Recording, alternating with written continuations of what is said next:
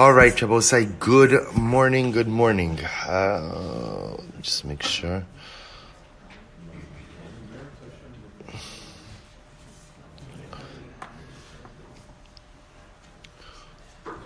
All right, Shabbosai, good morning. Let us begin. Let's begin by thanking our sponsors for this morning's shiur, to thank our Talmud Torah sponsors for the month of Shvat, Mrs. Bracha Strimber, in loving memory of her husband, Avi Strimber, Avraham ben Kallman Eliezer.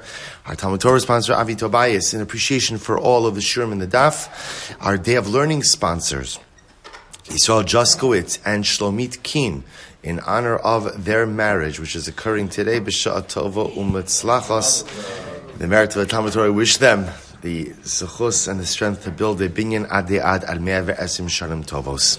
And our Daf Yomi sponsors today, Ilan and Alyse Roth, out of gratitude to Hashem for the many miracles He performs for us every day. It's a beautiful, beautiful sponsorship, and I merit Hashem that Ribbon Shalom should continue to shower His blessings and His miracles upon you until 120. We'll say with that, let us begin.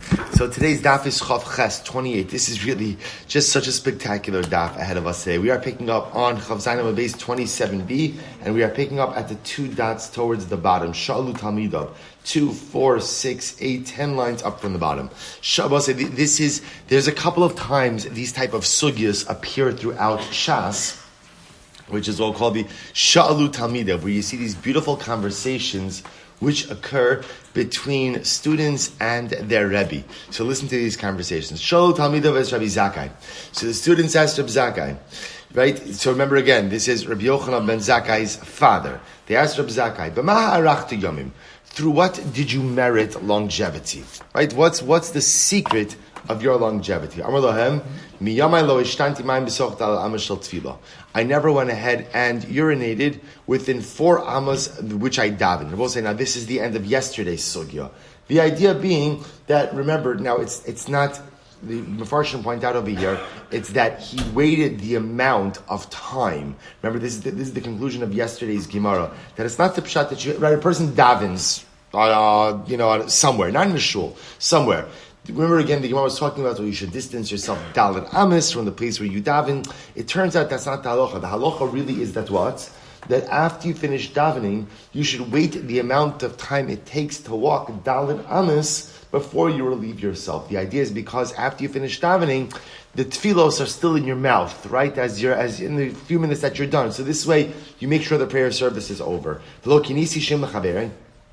I never called my friend by a nickname.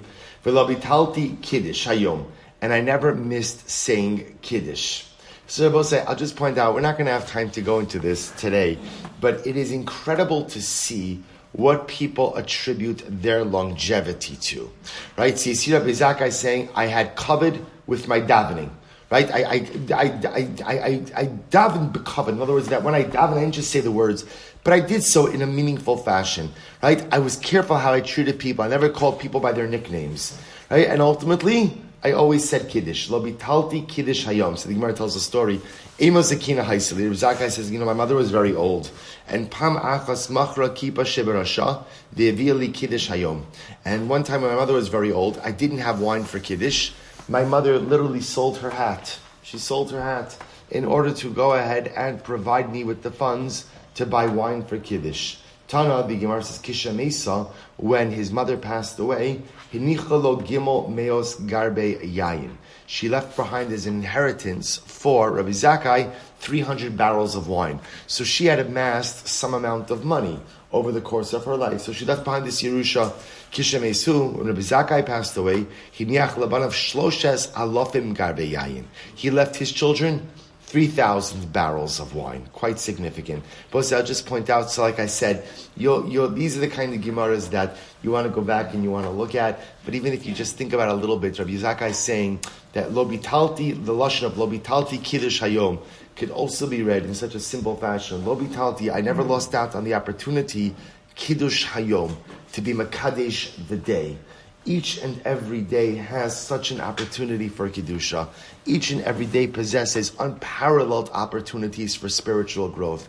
And sometimes we're mevatel it, right? Sometimes we just don't take advantage of it. Rabbi Zakkai says this key to successful living is make sure every single day to mekadesh the yom. So incredible. Rav Huna, hava asarisa. Let's listen to this story.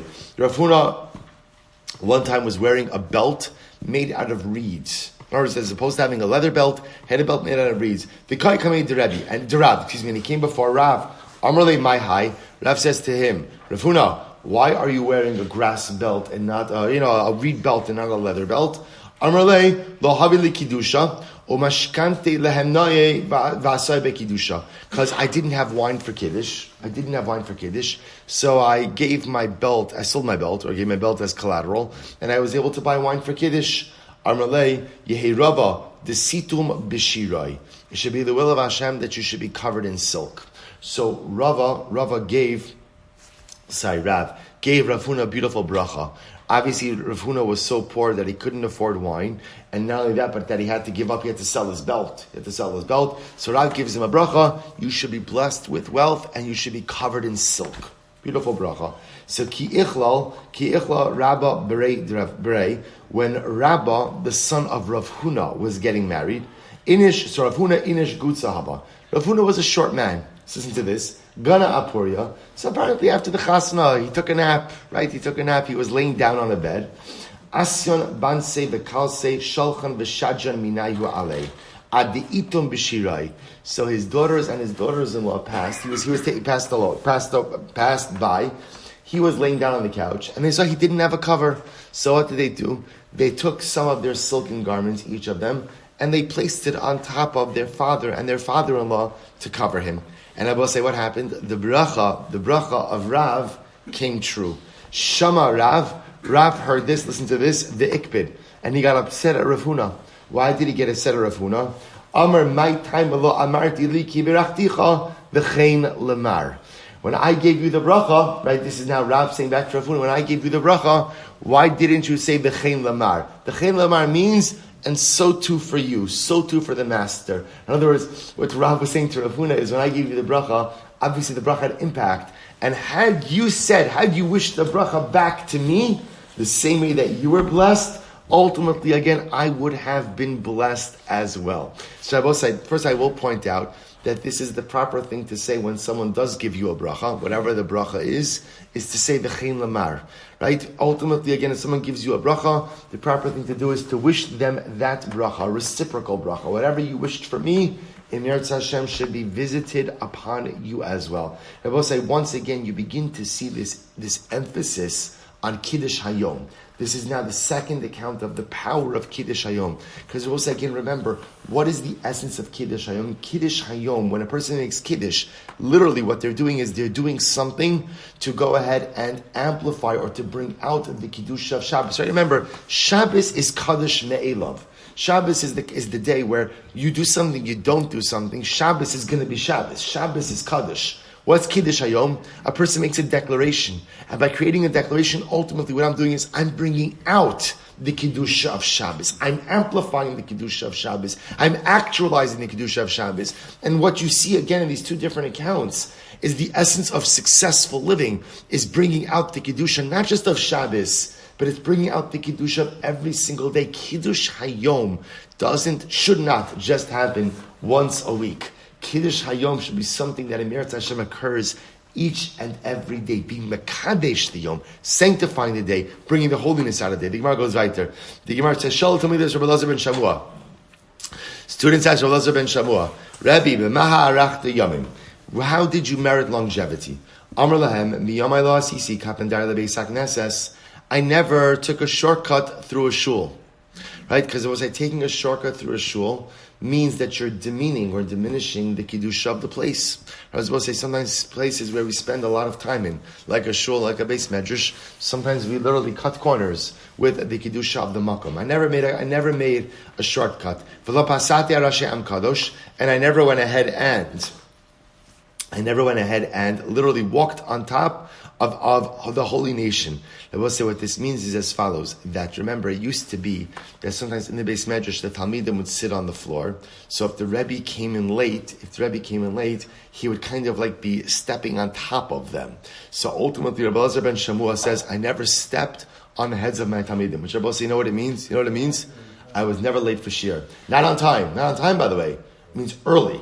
It means early. Because remember, if you're on time, everybody's on time all the time. Right? So if you're on time, you're still stepping on their heads. What he's saying is, at the end of the day, I was early.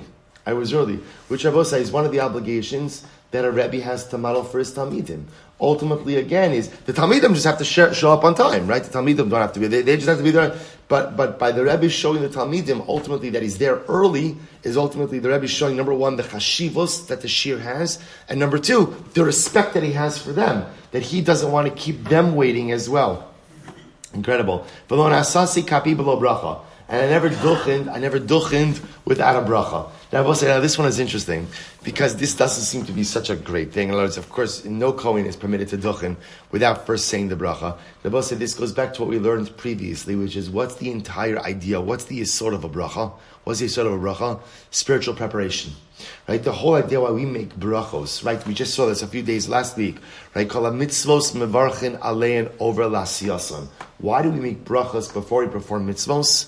Because the bracha is the way I prepare for the mitzvah. That's the point of a bracha. It prepares me for the Maisa HaMitzvah. When he says, I never duchined without making a bracha, what he's saying is, I recognize that as a Kohen, my job is to be the conduit of blessing from HaKadosh Baruch Hu to Am Yisroel. I never did that without proper preparation. I never served as that conduit without properly preparing myself. The Gemara goes back there. Shalut Mizrahi Preda. The last line, the Talmidim Mizrahi Preda. Maharachta Rebbe. How did you enjoy such longevity? Amr lahem miyamai lo kad. So I just want to point out, by the way, one other thing. Harachta yamim could mean longevity, like physical longevity. How did you live such a long life? But sometimes arichos yamim is not meant. We have two different phrases. There's arichos yamim and arichos shanim. Now, often we translate them synonymously, longevity, but literally one means length of days, length of years. The Baal Shem Tov HaKadosh brings out a beautiful idea. He says, when you see the lashon of arichos shanim, that usually refers to longevity, number of years, long years. Arichos yamim usually doesn't have to refer to biological longevity, but refers to maximizing the days that you have.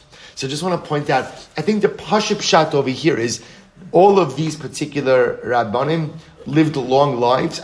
That's what it sounds like from the Gemara. I just want to point out that the lashon of, they don't use Bamaha Arachta Shanim. You're right, how did you merit long years? They're using the lashon of Bamaha Arachta Yamim. How did you maximize your days? Because Rabbi say, isn't that the goal in life? You don't know, none of us know how many years. But I know that I have today. So sometimes the goal in life is not arichos shanim, because I can't control that. The goal in life is arichos yamim. How do you maximize your days? That's the conversation that's happening over here. So Shalom to Reda, the Maharachta Yamim. And I will say, by the way, when you look at it that way, that it's not a shaila of arichos shanim, right? They're not asking the Rebbe, how do you manage to live a long life? What they're asking is, how do you manage arichos yamim, to maximize your days?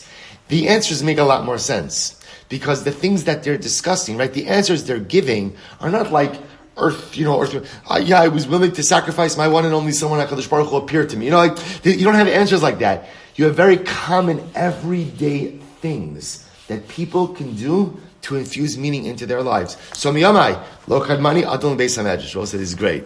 No one ever got to shul before me. Right? I was the first guy in shul every single day. Top of Chavchas, and I never went ahead and led benching when there was a Kohen who was present. And I never ate from an animal if the Kohen did not get his portions first. Rabbi Yochanan, so Rabbi Yochanan, you're not allowed to eat from an animal if the Kohen has not received his portion. Whoever went ahead and eat from an animal that didn't have its Kohanic portions distributed, it's as if you're eating tevel, untithed produce. Ultimately, again, but the halacha doesn't follow him. So we'll say, okay, so it's not meant in a literal halachic fashion, but here Rabbi Pereda is saying, how did I merit arichos yamim? I was always the first person in shul. I never led benching when there was a Kohen who was present, and I never ate from an animal if the Kohen did not get his portions. So the Gemara says, by the way, is that a good thing that Rabbi Pareda never led benching if there was a Kohen who was present? Rabbi said, listen to this.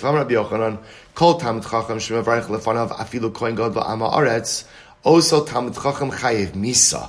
Wow. Rabbi say, if you are a Talmud Chacham and you let a Kohen lead benching, right, especially if it's a Kohen Amaretz, that Talmud Chacham is chayev misa. Now, obviously not literal, but nevertheless a strong statement. Shnei Amar, kol misanai ahavu mabes. Literally, the passage is, all who hate me love death. Al tikri misanai ella masni'i. Ultimately, again, those who cause me to be hated. Rabbi say, you see, when a Talmud Chacham is deferential to an ignorant Kohen, what that does is that demeans the kavod of Torah. That demeans the kavod of Torah. And therefore, again, what the Gemara is suggesting is, if all there is an ignorant Kohen, the Amaret should not be deferential to him.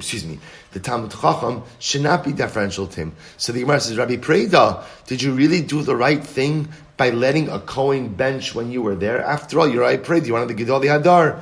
To which the Gemara says, Kika Amar Ihu B'Shavin. No, what he meant was, when there was a Kohen who was there, who was also a Talmud Chacham, I would always yield my right to bench to that particular Kohen. So it happens to be that contemporarily, so we yield, right? Even Talmidei Chachamim yield to Kohanim. Often Kohanim will yield back to Talmidei Chachamim. But again, that was Rabbi Pareda. They're both say weiter. Shalu as Talmidei Rabbi Nechunya ben Akana. So the Talmidei Rabbi Nechunya ben Akana, Rabbi, b'meha arachta yamim. How did you merit longevity of days? So first of all, I never gained honor through the degradation of my friend. It was so profound. I never allowed myself to be built up based on the demeaning of another human being. And literally, again, I never allowed the curse of my friend to come onto my bed. We'll see what that means. And Vakshron B'mamoni hayisi. I was very giving with my money. But I'll say, watch this. What does it mean? I never gained honor through the degradation of my friend. Kiha, the Rav Huna, Dari Mara Kasya. The Gemara gives an example of this. Rav Huna was once carrying a shovel on his shoulder. Also, Rav Chana bar Chaniloi, the Kadari Minei. Rav Chana bar Chaniloi came and wanted to take the shovel from Rav Huna. So Amrle, Ira Gilas b'Maseich Dari, V'ilo is Yakure Ana Bizilusa Didach Lo Nechalis. So Rav Huna said, here's the deal. If you normally carry a shovel in your place, right? If you carry a shovel where you live, in your hometown, if you would carry a shovel on your shoulder, you could carry my shovel. But if you don't normally carry a shovel, then halacha l'maisa, I'm not going to allow you to carry my shovel. The idea being was, Rav Huna was not going to allow someone to give him kavod at the expense of their own honor.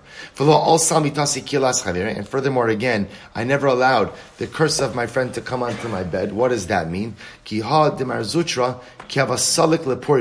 to this. Mar Zutra, when he would go to bed, Amar Shari L'chol Man Ditzaran. I forgive anyone who has caused me tsar. In other words, Rabbi say what it means is, what was happening over here is Rabbi Nechunya ben Akana was saying, before I go to sleep, I forgive anyone who has caused me harm. I do not go to sleep harboring animosity towards another Jew. And Rabbi say, by the way, this is actually in Kriya Shema Lamita, right? Harini mochal l'chol mi shehichis v'hiknit osi. I hereby forgive. Rabbi say, it's literally built into Kriya Shema Lamita. Every night we say this. I hereby forgive anyone who has wronged me or who has angered me over the course of the day. He'll say, what a profound idea. You want to sleep soundly at night? Let go of your grudges. You want to sleep soundly at night? Let go of the anger, hatred, and animosity. Never close your eyes. Never put your head on the pillow, ultimately being angry. So I will say, I will tell you, first of all, even aside from anything else, this is a good din in Shalom Bayis. That a husband and wife should never ever go to sleep angry at each other. That's number one. That's Aleph. And it's certainly, again, once I accomplish that step, to just forgive everyone, whether they deserve it. Mostly, as we get older, we recognize that forgiveness should often be granted even if it's not deserved, right? For one simple reason. It's not worth it to schlep around the baggage. It's just when you harbor animosity or you harbor anger or resentment at someone, it weighs you. Often the other person doesn't even care, right? You know this other way. There are people who are like, I'm so angry at them. They could care less, right? They're living their lives, and I'm weighed down by this baggage, right? Rabbi Twersky, Zecher Tzadik Levracha, has a great line. He says that bearing a grudge is like allowing someone to live in your head rent-free. In other words, so like they're occupying all of this emotional real estate. I'm not even making any money off it. At least if I could charge rent, I get something from it, fine. I get nothing from it. It just weighs me down. And therefore, Nechunya ben Akana says, right, let go. Before you go to sleep, just let go of it all. The Gemara goes right there. So, what does he mean again? It says when he was generous with his money. Tamar Mar, Eov vatran b'mamone haba. Eov was very generous with his money. He would always give the chenveni, the shopkeeper, a tip. Be generous. Just be a generous person. And by the way, I just want to point out over here, if you notice, what's the generosity in this case? A pruta. It will say it's a pruta. Pruta's nothing, right? Nothing, a little bit. But what it just says, I'm makir you, right? I recognize you, right? I go ahead and I recognize that you're providing me a service or you're doing something nice for me. So I'm going to give you a little something extra. Doesn't say it was a big tipper, right? But again, a pruta, so beautiful. So Rabbi Akiva asked Rabbi Nechunya Gadol, listen to this story. He said, how did you merit longevity? So listen to this. So the Gemara says, Asu Gavzi v'kamachule. The servants of Rabbi Nechunya began beating up Rabbi Akiva. Now they had no idea who Rabbi Akiva was, right? Rabbi Akiva, Salak Yosef Areisha de Dikla. Rabbi Akiva had to climb a tree. He had to climb a palm tree in order to escape them. So ultimately, again, why did they start beating him up? So we're going to see that sometimes this question was misconstrued. And when you go over to someone and you say, how did you merit to get so old? It can be understood as, you don't deserve to be so old. Right? In other words, what could you have possibly have done to merit a long life? So it sounds like you feel the person doesn't deserve their longevity. So that was clearly how the question was taken by the servants of Rabbi Nechunya, and they literally begin to beat up Rabbi Akiva. So what happens? Rabbi Akiva is sitting in the tree. Amrulay, Rabbi, im ne'emar keves, lama ne'emar echad. So Rabbi Akiva wanted to show that he was a Talmud Chacham. So he asks a Shaila to Rabbi Nechunya, and he says, Rabbi, by the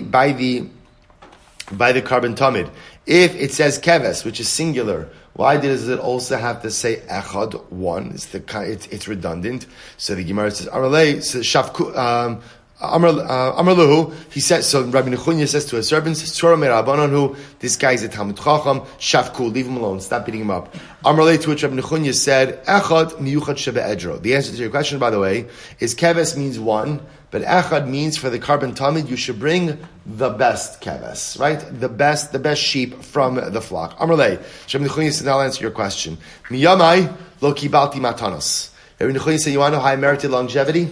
I never accepted gifts. Velo amarati al midosai. I will say this is so profound. Lo amarati al midosai. Rashi says, l'shalim gimul ra l'mishet si'arani. Literally, I never visited negative treatment upon someone who mistreated me. Razva said, lashon of lo amarati al midosai means literally I was mevater. I yielded. Even when someone mistreated me, I did not mistreat them in return. I let it go. This is so incredible. I let it go. Vatshon b'mamoni, how you see, and I was generous with my money. So now we go through each of them. So the Gemara says, Lo kibalti matanos. What does it mean Rabbi Nechunya Gadol didn't receive gifts? What's wrong with that? Ki had Rabbi Lazar, ki have metrajli matanos yevein nisya. When the house of the Nasi would send gifts to Rabbi Lazar, have a shakil. Ultimately, again, lo have a shakil. He would not accept them. Similarly, again, when they would invite him to join them for a meal, lo have a azil. He would not accept the invitation. Amar lahu, he said, lo necha lahu ta'achye. And when they would ask, why are you refusing the gifts? Why are you refusing the invitation? He would say to them, don't you want me to live? Tichsev sone matanos yichya.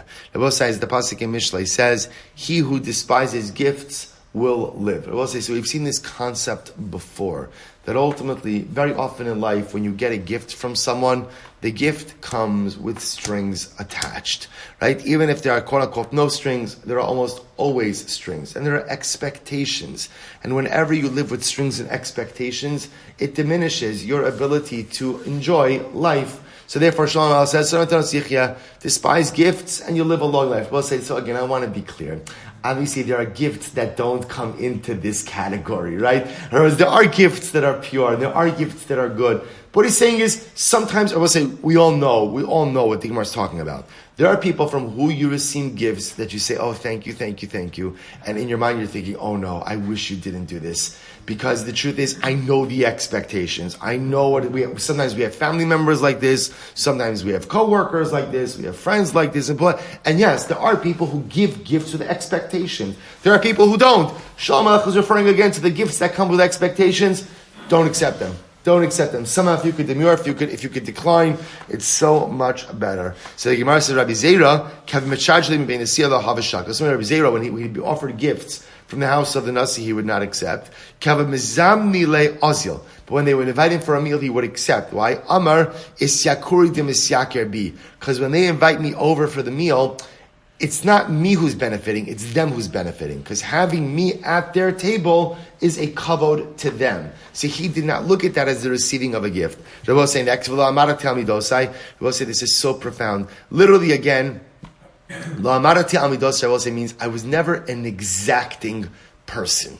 I was never an exacting person. So I will say an exacting person says, if you mistreat me, I'm going to mistreat you.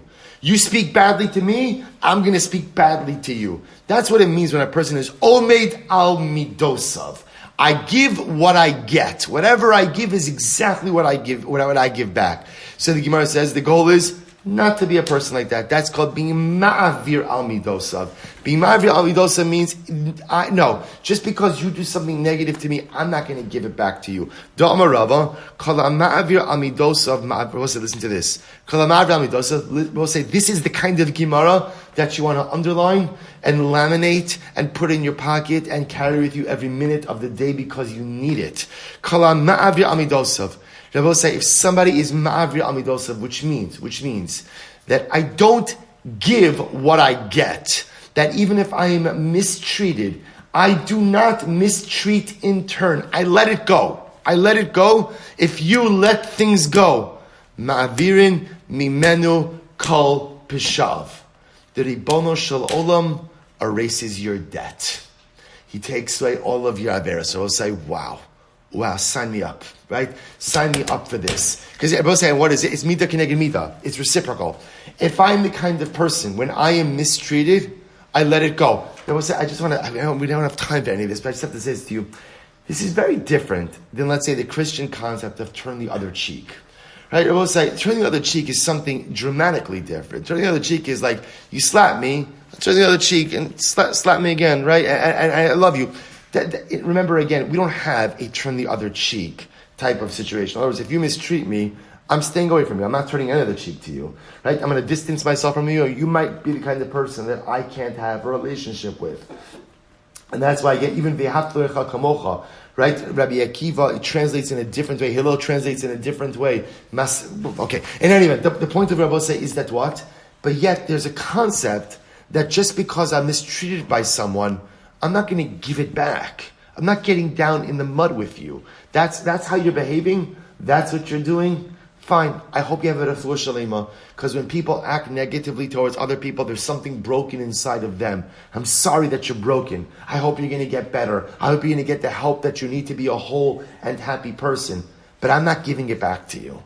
I'm letting it go. I have a right to give it back to you, but I'm not doing that. I have every right to give it back to you based on the way you've treated me, but I'm not going down that hole with you. I'm not getting into the mud with you. And when a person exhibits that personalistic strength, HaKadosh Baruch Hu says, wow, if you could do that to someone who wronged you, every single time I do an Aveira, I wrong the Ribono Shel Olam. HaKadosh Baruch Hu says, well, if you could let it go when people wrong you, I could let it go when you wrong me. I will say, what an incredible Gemara. So if I summon the strength to be ma'avir amidosaf, to let it go. Remember again, I understand the Lashonos. Somebody who's Omeid al midosav, right? Omeid al midosav means I treat everyone reciprocally. If you hurt me, I'm going to give it right back to you. You demean me, I'm going to give it right back to you. Ma'avir al midosav means I let it go. I let it go. I let it go. Doesn't mean I'm going to be friends with you. Doesn't mean I'm going to like you. Doesn't mean I'm going to have what to do with you. But I'm going to let it go. Chosh Baruch Hu says, you summon up that courage to do that with others, I'll do that with you. Incredible. Shneimar nosi avon ba'over apesha. Lemi nosi avon. To who does HaKadosh Baruch Hu go ahead and erase sin? Lemisha over apesha. To he who is able to overlook iniquity. I will say, what an incredible and overwhelming Gemara. And I will say, by the way, and once again, if you understand these Gemaras as B'maha arachta yomim, it's not a pshat in how do you merit the long life, it's how do you merit long days, right? How do you maximize your life? I will say, we've all had moments where we've gotten down in the mud with other people, and then we've all had moments where you let it go. And I will say, you always feel better after you get down in the mud, right? You think you're going to feel good because you're giving it back, and then how do you feel? Muddy, right? Muddy. Then you say, I actually can't believe I did that.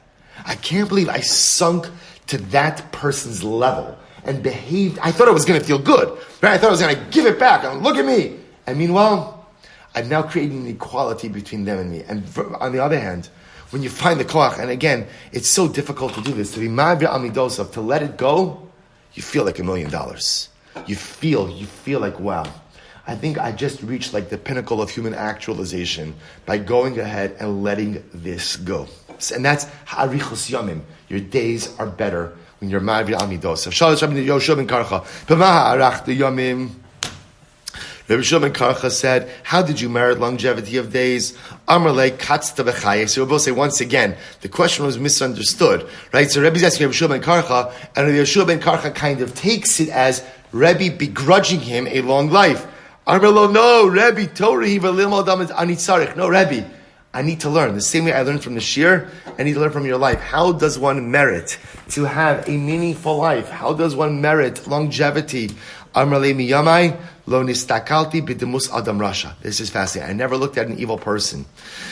Never looked at an evil person. The Amar Rabbi Yochanan asli adam nistaka b'tzalim demus adam rasha. You should not look at the face of an evil person. Shnei amar lulei pinei Yoshavat melech Yehuda ani nose im abit elecha v'im ereka. So we'll say that's the Navi Elisha talking to the king Yehoram, saying to Yehoram, who was a Rasha, I wouldn't even be looking at your face were it not for Yoshafat. Rabbi Lazar Amar enough chaos. If you look at an evil person, your eyesight diminishes. Shnei amar vahi kizaking Yitzchak vatecha einav miros mishum deistakel be'esav harasha.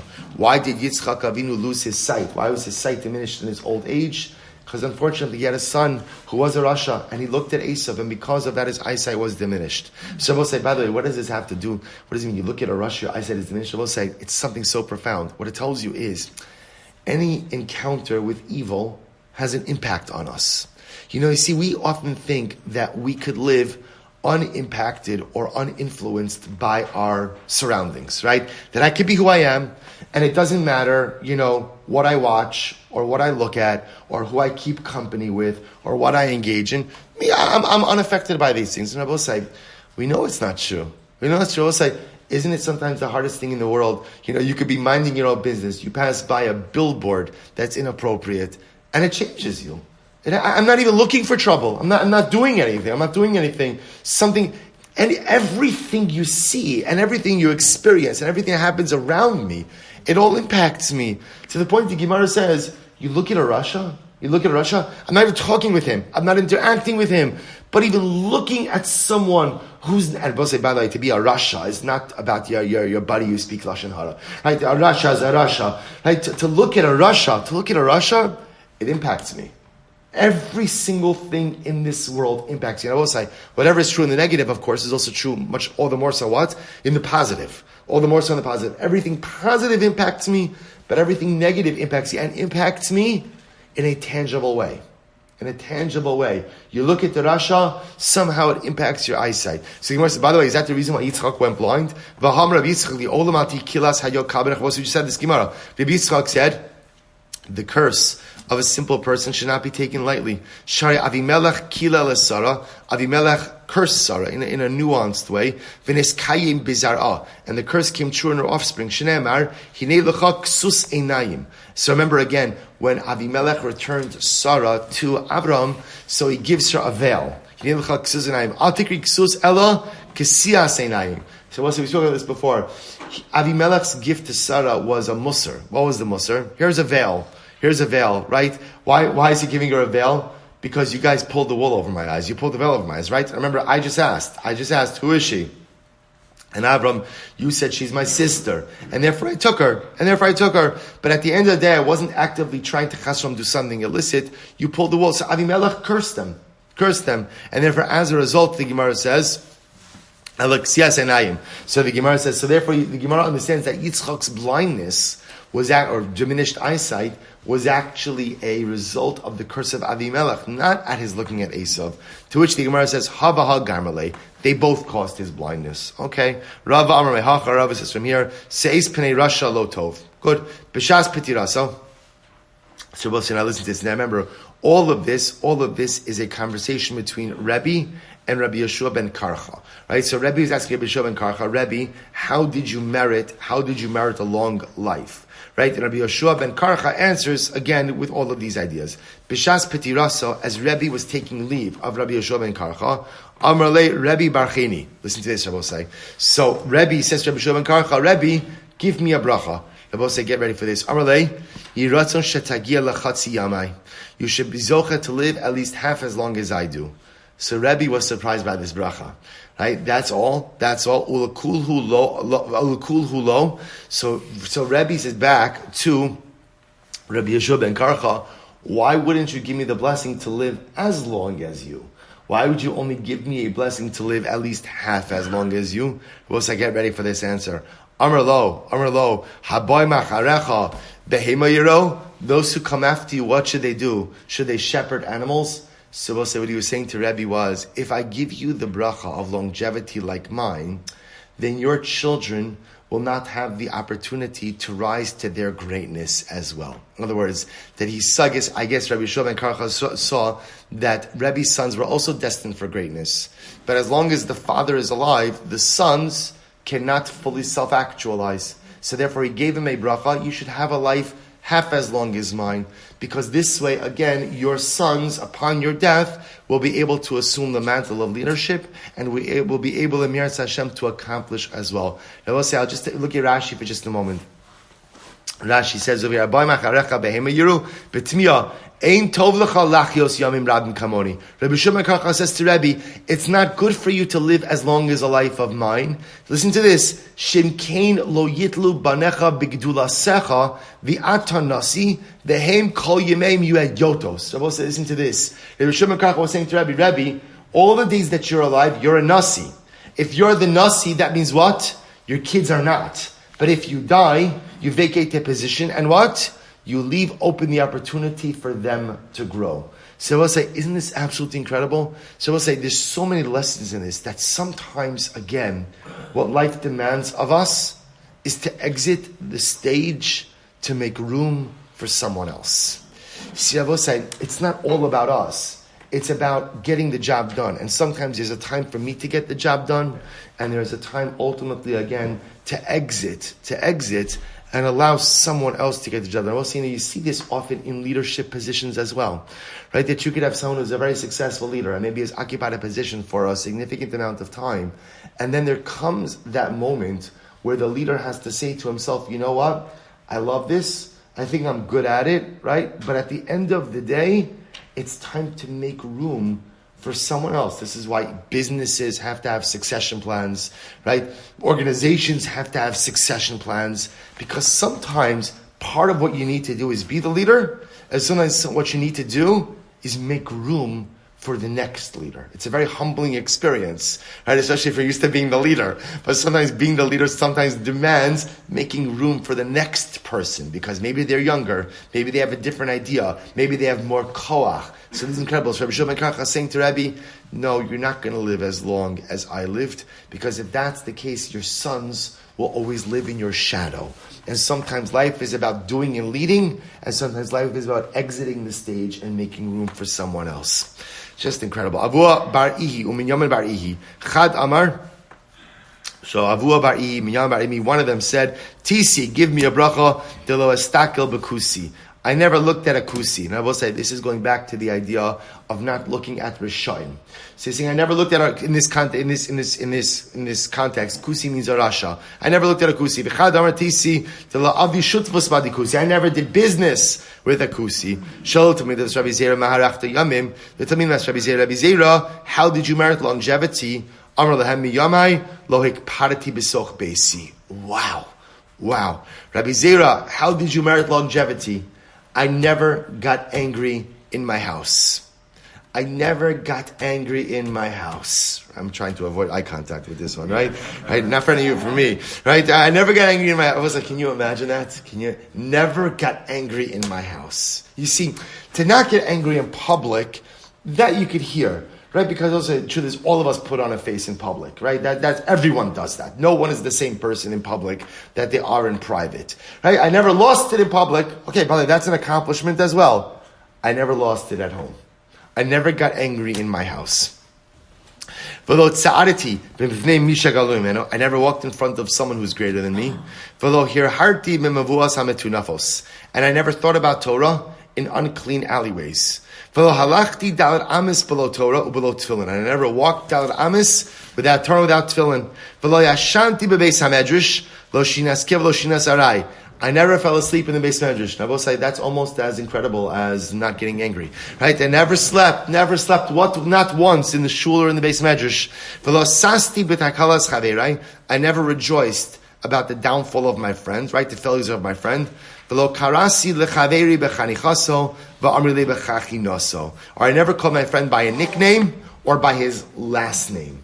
I never referred to both sides. So if you look at this, by the way, it's such a cholent of things, right? Such a mixture, right? So on one hand, you have spiritual dynamic activity. I never thought about Torah in unclean places, which is incredible. Which Rabbi says shows that Torah is not an intellectual pursuit. If Torah is an intellectual pursuit, you think about it whenever and wherever you want. The ability to say, I can't think about Torah, it tells you Torah is a davar shebekdusha. But at the same time, to never go more than Daled Amos without Torah and without tefillin. To never fall asleep in the Beis Medrash means that every moment I'm in the Beis Medrash, I recognize the beautiful opportunities that are in front of you. I will say, can you imagine if somebody allowed you to go into a vault of a bank and said, you have 45 minutes in the vault, and whatever you could go ahead and accrue is yours. I will say, never would say, I got to sleep so late last night. Let me just lay down in the corner of the vault for 5 minutes, rest my eyes. I'm so tired. No one would ever say it. No matter how late you were up the night before, you would summon up every last little bit of energy to acquire as much as you could. I will say, if we only looked at our time in the Beis Medrash like being in a vault, because that's what it is. Every single moment we're here, every single moment we're in front of our Gemara, every single moment we're in front of my Siddur, every single moment I'm in the vault. I'm literally in the vault. Because just grab whatever you can. You can't stay in the vault forever, right? You have to leave the vault at some point in time.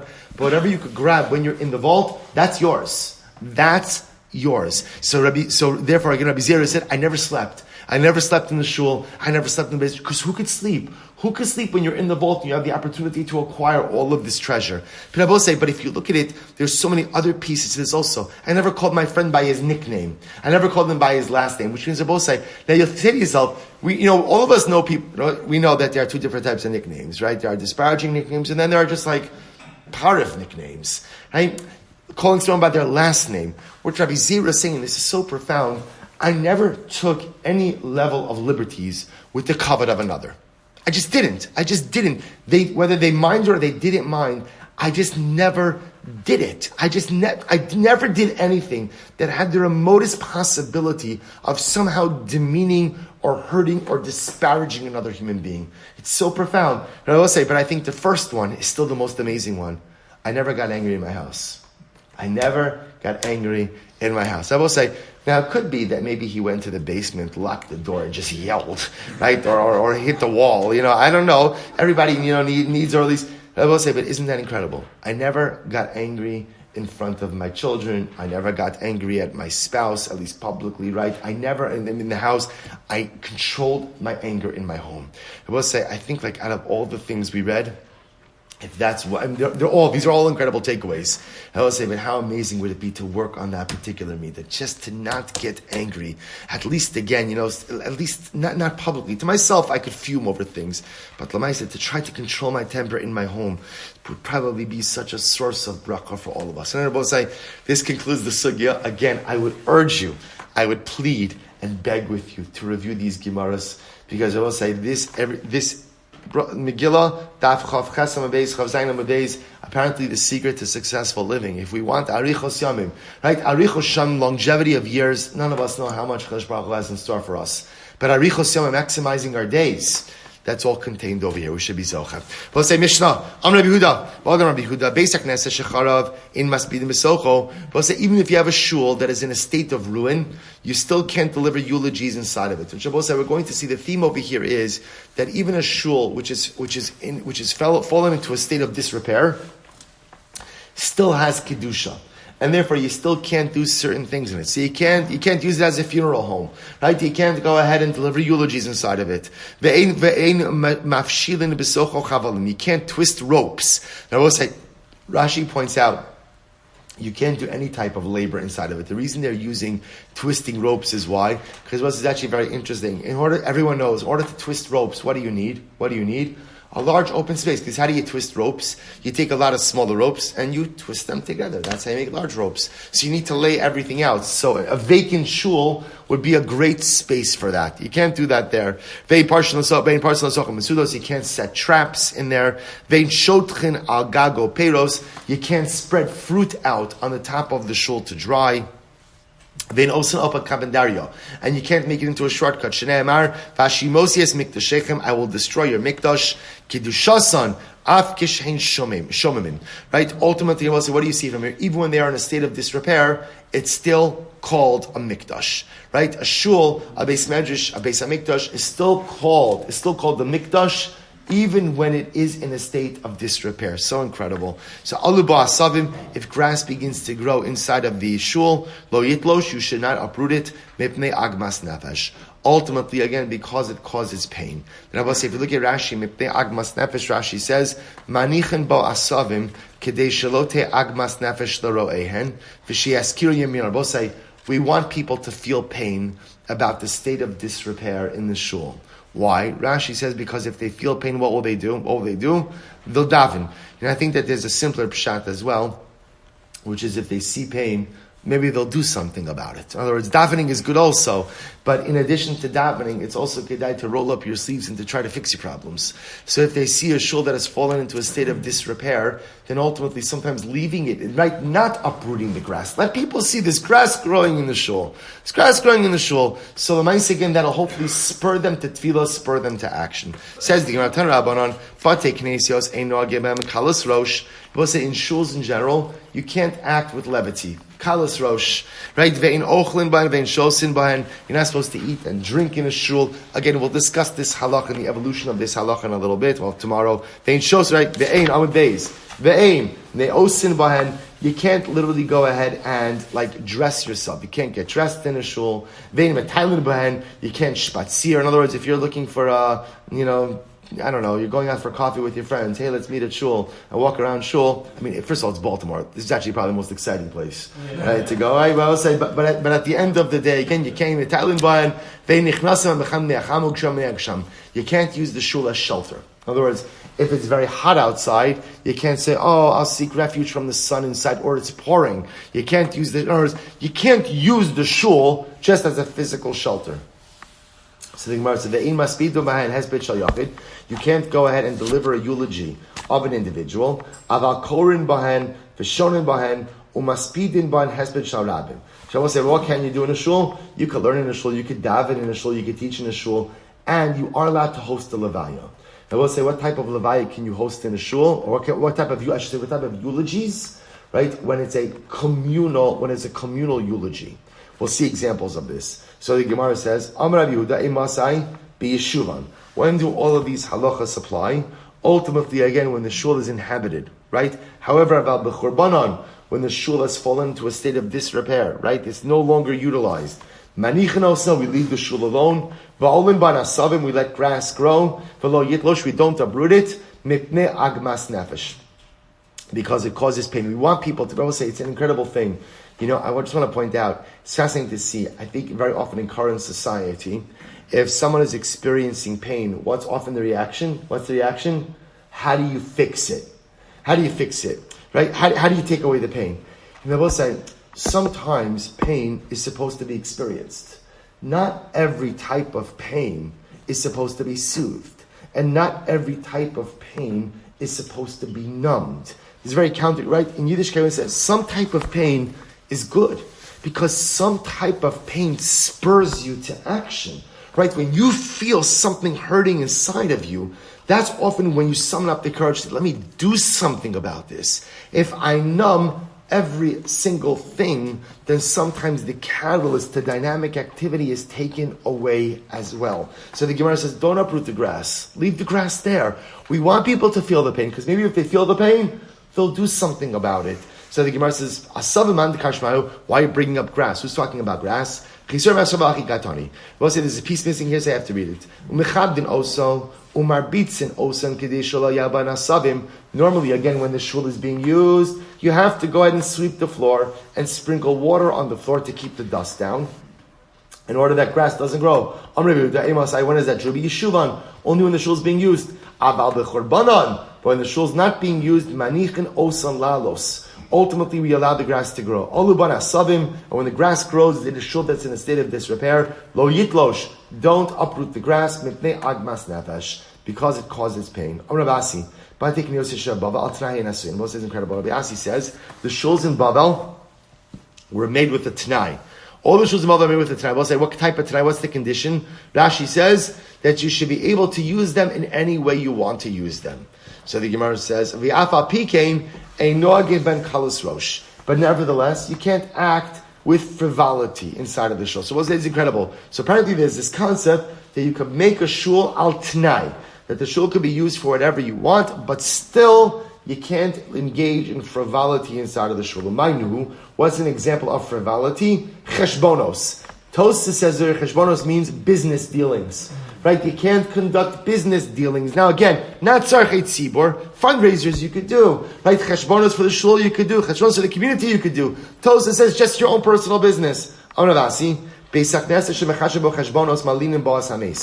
Any shul in which they conduct business, non-mitzvah business, ultimately again, malina bo'as hames, they will house the dead inside of it.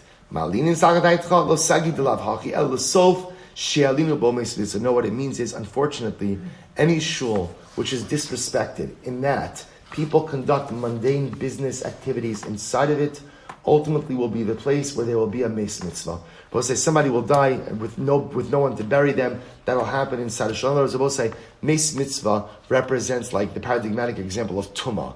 Right? There's a person who died and there's no one to take care of the burial. So if I disrespect the kedusha of the shul to such a degree that I'm conducting my private business inside of the shul, then ultimately again the shul will lose all of its kedusha by having a meis mitzvah inside of it. Incredible. Ve'ena osin bahen. Amarava, so also you're not supposed to dress yourself in there. Amarava, chachamim v'talmidei mutarin. Torah Yeshua Levi, my be'rabbanan be'esed rabbanan. So also it's an interesting idea that apparently talmidei chachamim who spend their days in the shul and the beis medrash are permitted to use the shul and the beis medrash for some of the activities of daily living. So if I'm a Talmud Chacham, a person's a Talmud Chacham, and they need to adorn themselves, fix themselves up, right? Fix themselves up, they're allowed to do so in the Beis Medrash, because the Beis Medrash or the shul takes on a quasi status of being their home. You can't enter into the shul because of the heat or because of the rain. Listen to this. Ravina and Rav Adi were asking the Shaila of Rava. Asa zilcha de mitra, the Beis started to pour. They went into the shul. Amri hayda Ilina lebeknisha la mishum mitra, and they said the reason we went into the shul is not because it's raining. Ela mishum dishmaita bait silusa kiyama de istana, but rather we're going into the shul. Why? Because again, a day, right?